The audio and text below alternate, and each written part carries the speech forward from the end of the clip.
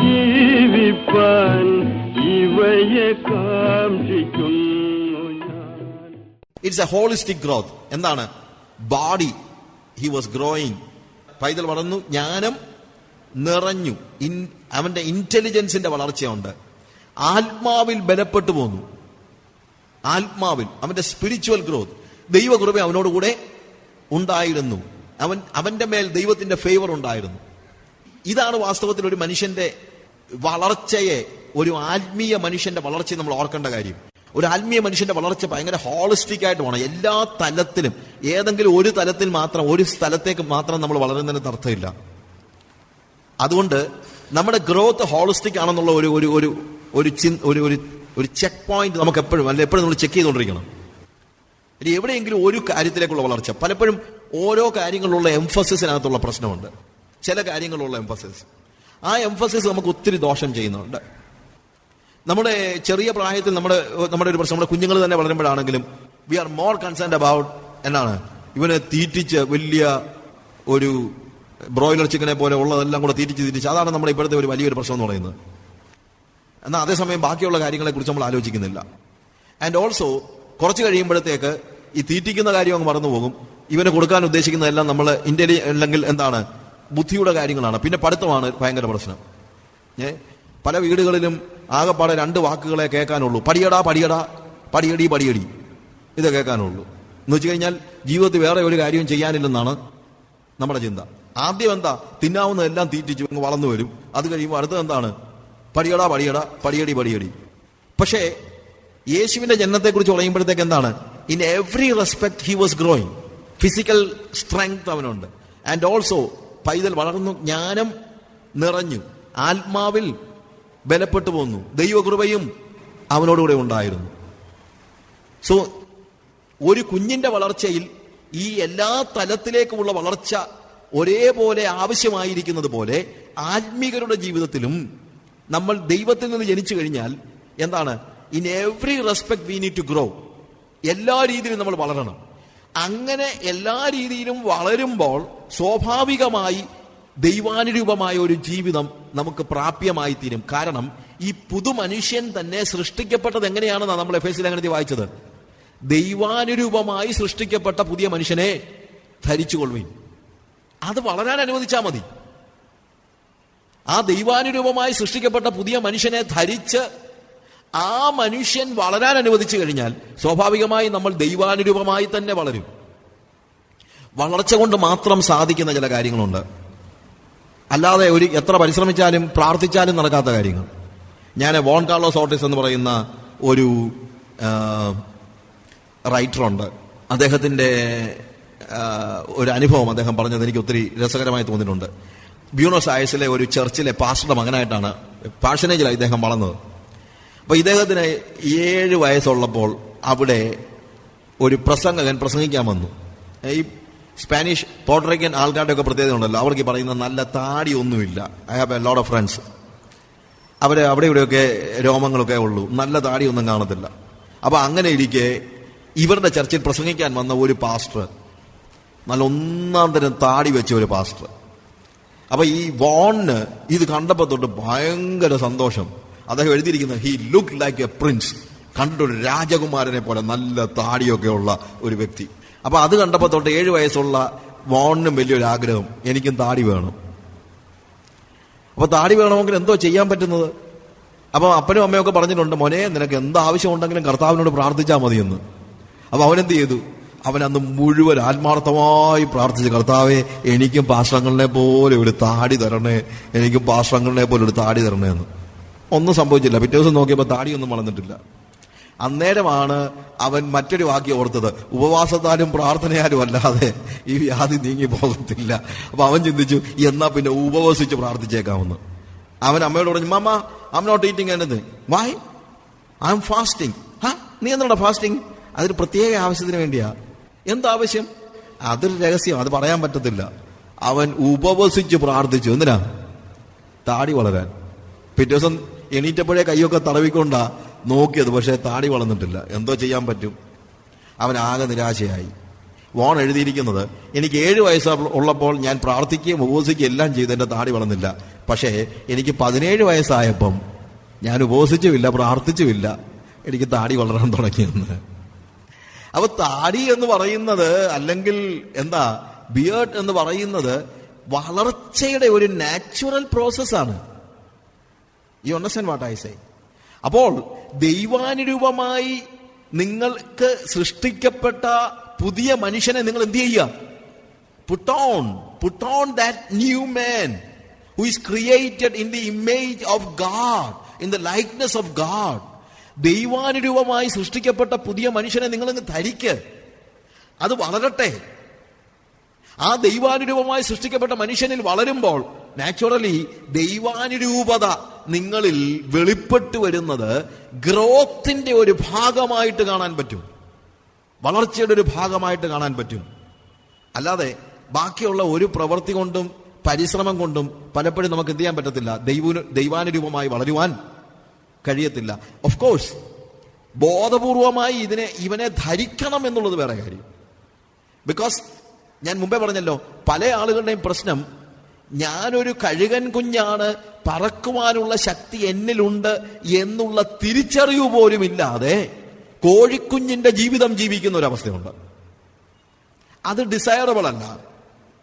ഞാനൊരു കഴുകൻ കുഞ്ഞാണ് എന്ന് പറഞ്ഞ് വീണ്ടും കോഴിക്കുഞ്ഞുങ്ങളുടെ കൂട്ടത്തിൽ സ്ക്രാച്ച് ചെയ്ത് പുഴുവിനെ തിന്നോണ്ടിരുന്നാലോ? അതും പറ്റത്തില്ല. The reality is that you are born of an eagle, and the reality is you can fly high because you are an eagle. നിങ്ങൾ ഒരു കഴുകന്റെ കുഞ്ഞായതുകൊണ്ട്, യാഥാർത്ഥ്യം എന്താണ്, കഴുകന്റെ കുഞ്ഞായതുകൊണ്ട് നിങ്ങൾക്ക് പറക്കുവാനുള്ള വിങ്സ് ഉണ്ട്. കഴുകന്റെ കുഞ്ഞായതുകൊണ്ട് നിങ്ങൾ പറക്കുവാൻ വേണ്ടി സൃഷ്ടിക്കപ്പെട്ടതാണ്.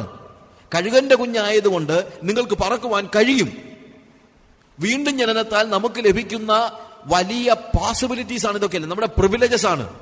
But you need to know that you are an eagle and you need to live the life of an eagle. If you want to live like eagle, start flying. കഴുകനെ പോലെ ജീവിക്കണമെങ്കിൽ, കഴുകനെ പോലെ ആകണമെങ്കിൽ കഴുകനെ പോലെ ജീവിച്ചു തുടങ്ങ്. കഴുകനെ പോലെ പറന്നു തുടങ്ങ്. നിന്റെ വിങ്സ് ഒന്ന് വിടർത്തി നോക്ക്. ആ പുതിയ സൃഷ്ടിയെ ഒന്ന് ധരിക്കുക. ബോധപൂർവമായി യേശുവിനെ പോലെ ജീവിക്കാൻ നീ പരിശ്രമിക്കുക. God has given you the power to live like Jesus Christ. യേശുവിനെ പോലെ ജീവിക്കാൻ ഉള്ള ശക്തി നമുക്ക് കർത്താവ് നൽകിയിരിക്കുന്നു എന്ന് നമ്മൾ മനസ്സിലാക്കണം. So we are born of the spirit and we are growing in spirit. We are strong in the spirit. നമ്മൾ ലൂക്കോസിന്റെ സുവിശേഷം 2-ാം അധ്യായം അതിന്റെ 52-ാം വാക്യം വായിക്കുമ്പോൾ അവിടെ നമ്മൾ കാണുന്നത്, and Jesus increased in wisdom and stature and the favour with God and man. യേശുവോ ജ്ഞാനത്തിലും വളർച്ചയിലും മുതിർന്നു വന്നു. ജ്ഞാനത്തിലും വളർച്ചയിലും, അല്ലെങ്കിൽ ദൈവത്തിന്റെയും മനുഷ്യരുടെയും പ്രീതിയിലും മുതിർന്നു വന്നു. ഗ്രോത്തിന്റെ ഒരു പുതിയ ആസ്പെക്റ്റിലേക്ക് നമ്മൾ കയറുകയാണ്. അവിടെ എന്താണ്? It is not just in the favour of God, it is also in the favour of man. ടീനേജിലെ യേശുവിനെ നമ്മളിവിടെ കാണുന്നത്. ആദ്യം നമ്മൾ കണ്ടത് the birth of Jesus Christ, he was born of the spirit. രണ്ടാമത് കണ്ടത് ഇൻഫന്റ് ജീസസ് ആണ്, when he was a child. Now he is in his teenage. Yeshu അവന്റെ കൗമാരപ്രായത്തിലാണ്. അവിടെ യേശു ജ്ഞാനത്തിലും വളർച്ചയിലും ദൈവത്തിന്റെയും മനുഷ്യരുടെയും കൃപയിലും മുതിർന്നു വന്നു. ഒരു സോഷ്യൽ ലെവലിലേക്ക് അവന്റെ ഒരു വളർച്ചയാണ്. ഒരു ആത്മീയന്റെ ജീവിതവും ഇതുപോലെയാണ്. അവൻ ഒരിക്കലും ഒരു ഇൻട്രോവേർട്ട് അല്ല. ആത്മീയൻ ഒരിക്കലും അവന്റെ കാര്യങ്ങൾ മാത്രം നോക്കുന്നവനല്ല. അവന് മറ്റു ലോകവുമായിട്ട് ബന്ധമില്ലാത്ത ആളുകളല്ല. ഈ പുതിയ തലമുറയുടെയൊക്കെ ഒരു വലിയ പ്രശ്നം എന്ന് പറയുന്നത്, ഈ പുതിയ തലമുറയിലെ കുഞ്ഞുങ്ങൾക്ക് പലർക്കും ഉണ്ടല്ലോ, most of the people I have seen, അവർക്കൊരു സോഷ്യൽ, ഒരുപക്ഷെ അവരുടെ പിയർ ഗ്രൂപ്പുമായിട്ട് എന്തെങ്കിലുമൊക്കെ ബന്ധം ഉണ്ടായിരിക്കും, അല്ലാതെ യാതൊരു ബന്ധങ്ങളും, മനുഷ്യരുടെ പ്രീതിയിൽ മുതിർന്നു വരിക എന്ന് പറയുന്നത് അവർ കാണുന്നേ ഇല്ല. ഞാൻ ചിലപ്പോൾ ഈ സിറ്റീസിലൊക്കെ ചെല്ലുമ്പോഴത്തേക്ക്, സപ്പോസ് നമ്മൾ ഏതെങ്കിലും ഒരു വീട്ടിൽ ഒരു ഫ്ലാറ്റിലോട്ട് കയറി ചെല്ലുകയാണെന്ന് വെച്ചോ, നമ്മൾ ബെല്ലടിക്കുമ്പോൾ ചെറുക്കൻ ഓടി വരും, ഹു ഈസ് ദാറ്റ്? അപ്പൊ നമ്മൾ, ഓ അങ്കിളായിരുന്നോ, കയറിയിരിക്കും അങ്കിളെ, ഞാൻ ഡാഡിയെ വിളിക്കാം കേട്ടോ, ഇപ്പൊ വരാം എന്ന് പറഞ്ഞാൽ ഒറ്റ മുങ്ങ, പിന്നെ അവനെ കാണത്തേയില്ല. അവനവന്റെ ഇന്റർനെറ്റിന്റെ ലോകത്തിലേക്ക് കയറിയിരിക്കുകയാണ്.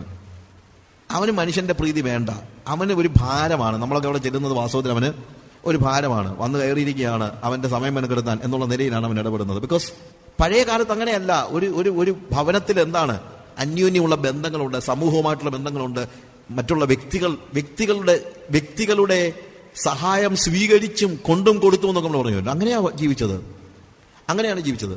ഒരു ആത്മീകന്റെ ജീവിതം ഇതുപോലെ തന്നെയാണ്. ഒരു ആത്മീകൻ ഒരിക്കലും അവന്റെ ഇൻഡിവിജ്വൽ സ്പിരിച്വാലിറ്റിക്ക് വേണ്ടി മാത്രമല്ല നിൽക്കുന്നത്. എന്റെ ആത്മീയത, എന്റെ പ്രാർത്ഥന, എന്റെ പാട്ട്, എന്റെ ജീവിതം, ഞാൻ സ്വർഗത്തിൽ വല്ലവിധനെ മരിച്ചോണ്ടിൽ നിന്ന് പുനരുത്ഥാനം പ്രാപിക്കണം, അതല്ല ഒരു മനുഷ്യന്റെ ജീവിതം. യേശു അവന്റെ ടീനേജിൽ എന്താ പറയുന്നത്? ഇവിടെ പറയുന്നത് യേശു ദൈവത്തിന്റെയും മനുഷ്യരുടെയും കൃപയിൽ മുതിർന്നു വന്നെന്ന, മറ്റുള്ളവരുടെ ഔദാര്യത്തിൽ നിന്ന് തന്നെ വേണമെങ്കിൽ അങ്ങ് കൂട്ടിക്കും, ഫേവർ. അങ്ങനെയാണ് ജീവിതം. മറ്റുള്ളവരിൽ നിന്നൊക്കെ സ്വീകരിച്ച് പഠിക്കണം, അല്ലാതെ മറ്റുള്ളവർക്ക് കൊടുത്തു മാത്രം അഹങ്കാരികളാകേണ്ട കാര്യമൊന്നുമില്ല. പുതിയ സമൂഹത്തിന്റെ ഒരു വലിയ പ്രശ്നമാണ്, എനിക്കെല്ലാം ഉണ്ട്, എനിക്ക് ആരുടെ ഒന്നും വേണ്ട. നോ, നമ്മൾ എല്ലാവർക്കും കൊടുക്കുകയും എല്ലാവരും കൊടുക്കുന്നവരും എല്ലാവരും വാങ്ങിക്കുന്നവരുമായിരിക്കണം. Receive something from others. അതാണ് ലവ്, അതാണ് സ്നേഹം, അതാണ് ആത്മീയമായ ജീവിതം എന്ന് പറയുന്നത്. പിന്നെ ഇൻഡിവിജ്വൽ സ്പിരിച്വാലിറ്റി വേദപുസ്തകത്തിന്റെ ഒരു സിസ്റ്റം അല്ല എന്ന് ഞാൻ പറഞ്ഞല്ലോ. നമുക്കെല്ലാം ഒരു ധാരണയുണ്ട്. എന്താണ്? സൺഡേ വന്ന് നമ്മൾ ആരാധിക്കുക, നമ്മൾ പാട്ട് പാടുക, നമ്മൾ കർത്താവിനെ സ്തുതിക്കുക, നമ്മൾ കർത്താവിനെ മഹത്വപ്പെടുത്തുക, ഒടുവിൽ നമ്മൾ വീട്ടിൽ പോവുക, സ്വത്രാഴ്ച ഇട്ടേച്ച് വീട്ടിൽ പോവുക. പിന്നെ ആരെങ്കിലും മിഷണറിമാരും വല്ലവരും ഉണ്ടെങ്കിൽ അവർക്ക് ഇച്ചിരി പൈസ കൊടുത്തേക്കുക. അത് കഴിഞ്ഞിട്ട് പിന്നെ എൻ്റെ ജീവിതം ജീവിക്കുക.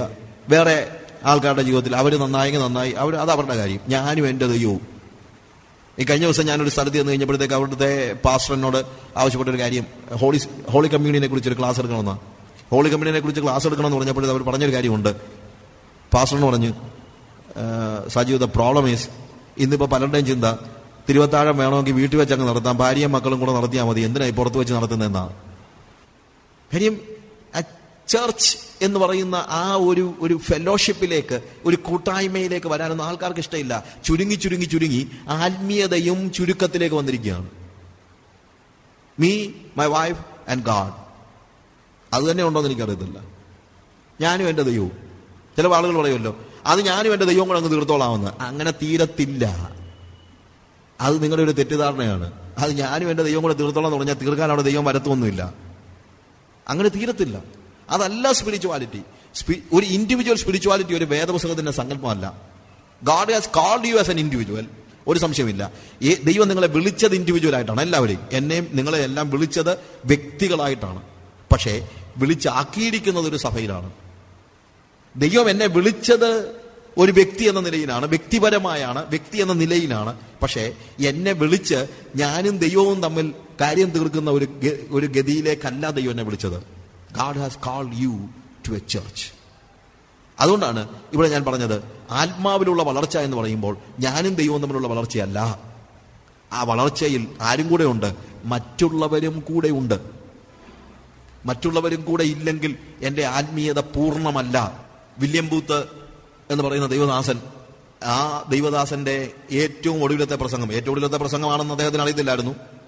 But still, he was lying down, he was about to die, he was in the deathbed. And അദ്ദേഹത്തിന്റെ ഒരു പ്രോഗ്രാം, നേരത്തെ ഫിക്സ് ചെയ്തിരുന്ന പ്രോഗ്രാമാണ്, അതിന് അദ്ദേഹത്തിന് പോകാൻ കഴിയാഞ്ഞതുകൊണ്ട് അദ്ദേഹം പ്രസംഗം എഴുതി കൊടുത്തു വിട്ടു. എന്നിട്ട് ഫൈനലി ഇദ്ദേഹം പ്രസംഗിക്കേണ്ട സമയമായപ്പോൾ കോൺഗ്രിഗേഷനിലെ പാസ്റ്റർ പറഞ്ഞു, വില്യം ബൂത്തിന് വരാൻ പറ്റത്തില്ല, അത് നിങ്ങൾക്കറിയാമല്ലോ, ഹി ഈസ് സിക്ക്.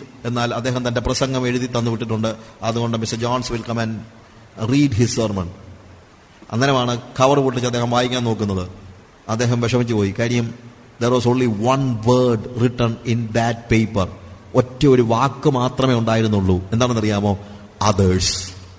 മറ്റുള്ളവർ എന്നാണ് എഴുതിയിരുന്നത്. വേറെ ഒന്നുമില്ല. വില്യം ബൂത്തിന്റെ അവസാനത്തെ പ്രസംഗം ഒരു സിംഗിൾ വേർഡ് ആയിരുന്നു, others.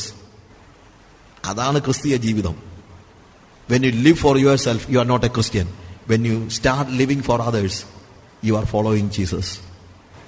മറ്റുള്ളവർക്ക് വേണ്ടി ജീവിക്കുന്ന ജീവിതമാണ് ക്രിസ്തീയ ജീവിതം, അല്ലാതെ എനിക്ക് വേണ്ടി ജീവിക്കുന്ന ജീവിതമല്ല.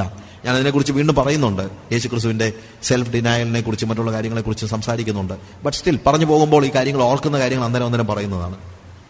V need to see that we are living for others. യേശുവോ ജ്ഞാനത്തിലും വളർച്ചയിലും ദൈവത്തിന്റെയും മനുഷ്യന്റെയും കൃപയിലും മുതിർന്നു വന്നു. അത് പ്രാക്ടീസ് ചെയ്യണം. ആത്മീയ ജീവിതം നമ്മൾ പ്രാക്ടീസ് ചെയ്യേണ്ട കാര്യമാണ്. That says about the infant Jesus. And ലൂക്കോസിന്റെ വിശേഷം 3-ാം അധ്യായം അതിന്റെ 21 മുതൽ ഉള്ള വാക്യങ്ങൾ വായിക്കുമ്പോൾ യേശുക്രിസ്തുവിന്റെ ബാപ്റ്റിസത്തെ കുറിച്ചാണ് പറയുന്നത്. Now when all the people were baptized and when Jesus also had been baptized and was praying, the heaven was opened and the Holy Spirit descended upon him in bodily form as a dove, and the voice came from heaven, thou art my beloved son, with thee I am well pleased. എല്ലാവരും വന്ന് സ്നാനമേറ്റു, യേശുവും വന്ന് സ്നാനമേറ്റു. സ്നാനമേറ്റ് പ്രാർത്ഥിക്കയിൽ എന്നാണ് എഴുതിയിരിക്കുന്നത്. When Jesus also had been baptized and was praying. You know what Jesus was doing when he was being baptized? അവൻ സ്നാനമേൽക്കുമ്പോൾ യേശു എന്താ ചെയ്തുകൊണ്ടിരിക്കുകയായിരുന്നു? He was praying. യേശു സ്നാനമേൽക്കുമ്പോൾ അവൻ പ്രാർത്ഥിക്കുകയായിരുന്നു. It was not a celebration. In these days, baptism is a celebration. Of course. Baptism കഴിയുമ്പോൾ ആർക്കെങ്കിലും ഒരു ബിരിയാണി കൊടുക്കുന്നതിനകത്ത് എനിക്ക് ദേഷ്യമൊന്നുമില്ല. കാര്യം ഭക്ഷണം എപ്പോഴും നല്ലതാണ്, ആർക്ക് കൊടുത്താലും. പക്ഷേ ഒരു ബിരിയാണി സ്നാനം നടത്തുന്നതിനകത്ത് അർത്ഥമൊന്നുമില്ല. ബാപ്റ്റിസത്തിന് അതിൻ്റെതായിട്ടുള്ള ഒരു അത് കഴിഞ്ഞിട്ട് നിങ്ങൾ ബിരിയാണി കഴിക്കുക എന്തോ ആയിക്കോട്ടെ. But when Jesus was baptised he was praying. And for what he was praying, എന്തിനു വേണ്ടിയാണ് അവൻ പ്രാർത്ഥിച്ചുകൊണ്ടിരുന്നത് അതവിടെ എഴുതിയിട്ടില്ലെങ്കിലും അതിന്റെ അടുത്ത വാക്യത്തിൽ അവിടെ എഴുതിയിരിക്കുന്നതാണ്. He was praying, the heaven was opened and the Holy Spirit descended upon him in bodily form as a dove. അവൻ സ്നാനമേറ്റ് പ്രാർത്ഥിക്കയിൽ പരിശുദ്ധാത്മാവ് പ്രാവുരൂപത്തിൽ അവന്റെ മേൽ വന്ന് ആവസിച്ചു. So naturally what must be the prayer of Jesus when he was being baptized? He was praying for the Holy Spirit. ഒരു കാര്യം മനസ്സിലാക്കണം, he was born of the Spirit. He grew in spirit and he was strong in the Spirit. And still he was praying for more Holy Spirit. ആത്മാവിൽ ജനിച്ച് ആത്മാവിൽ വളർന്ന് ആത്മാവിൽ ബലപ്പെട്ടു പോന്ന യേശു കർത്താവ് അവൻ വീണ്ടും തന്റെ ശുശ്രൂഷ ആരംഭിക്കുന്നതിന് മുമ്പായി അവൻ പ്രാർത്ഥിച്ചതിനു വേണ്ടിയാണ്. It was for the Holy Spirit, പരിശുദ്ധാത്മാവിന് വേണ്ടിയാണ്.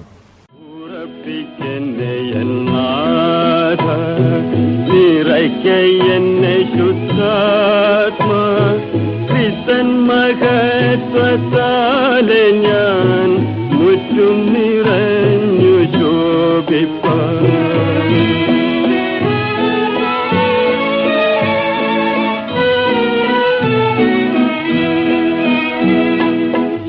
ശൈശവപ്രായ വീഴ്ചകൾ മോശയാലുള്ള സാക്ഷകൾ നീക്കുകയെല്ലാം നായക ഏകുക നിൻ സമ്പൂർണത. പ്രാർത്ഥനയാലെപ്പോഴും ഞാൻ ജാഗരിച്ചു പോരാടുവാൻ നിന്റെ സഹായം നൽകുക എന്റെ മഹാപുരോഹിത.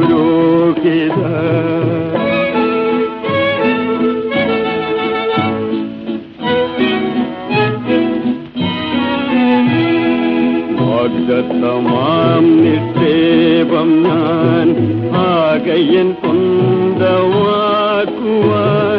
പൂർണ്ണ പ്രകാശം രക്ഷക പൂർണ്ണ വിശ്വാസത്തെയും തീരുത്വത്താലനേകരും തീരെ പിന്മാറി ഖേദിക്കും. ധീരത നൽകുകേശുവേ വീരനാം സാക്ഷിയാക്കുകേ.